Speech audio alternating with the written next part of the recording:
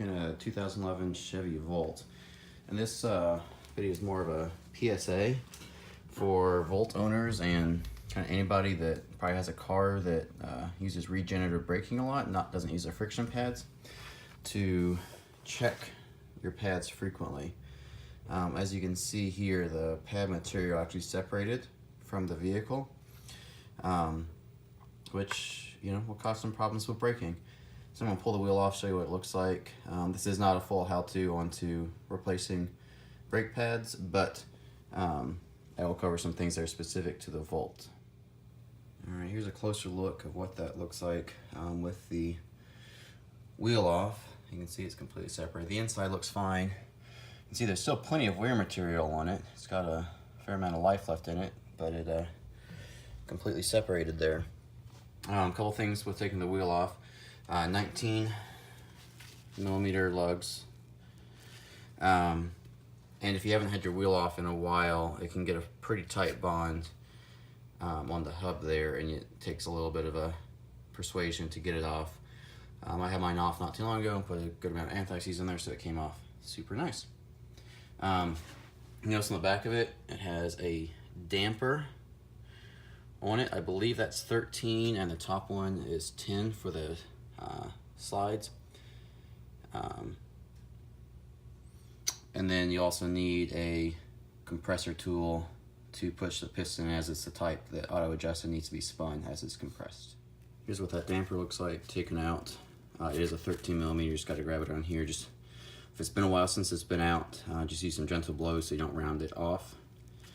But that's what that little fella is. Right, we got the copper bracket off. You can see the failed one and the not so failed one. These are 15 millimeter to get that off. And if you see, it says the little divots in there, so you can rotate it as you compress it to fit the new pads on. Alright, this is my little brake capacitor toolkit. I rented from AutoZone. It looks like F is going to be the right fit to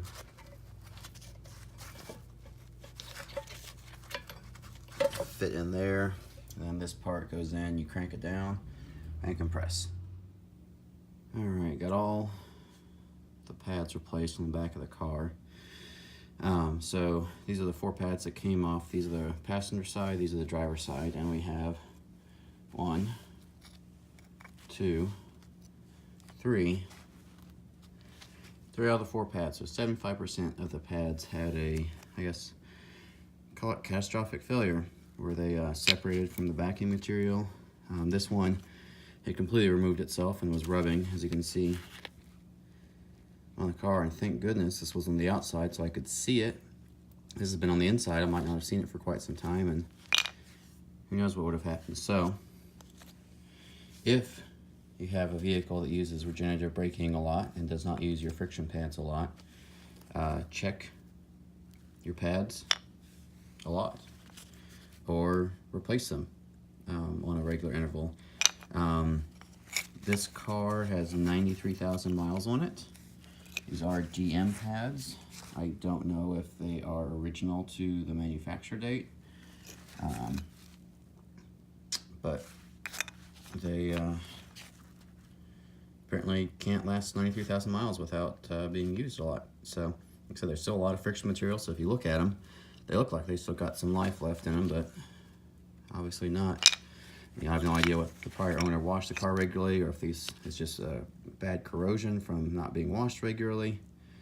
But yeah, so that's that. If you need more details about changing brake pads, there's lots of really good videos out there. This is more just, like I said, a public service announcement to check your brake pads so you don't get yourself in a bad situation. Thanks.